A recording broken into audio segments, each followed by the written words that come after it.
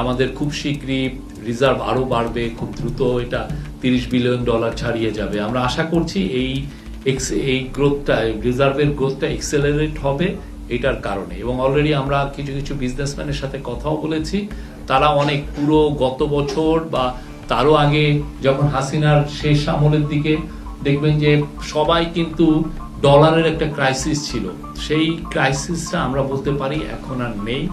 Exchange rate stabilise হওয়ার কারণে মার্কেটে ডলার আছে। যে কেউ ভাবতে পারতেছেন যে যখন তখন ইম্পোর্টের কোনো রেস্ট্রিকশন নাই, সবাই আনছেন। এবং সেটার রিফ্লেকশনটা আপনারা চিটাং পোর্টের ইম্পোর্টের ফিগারে দেখছেন, যথেষ্ট গ্রোথ হচ্ছে।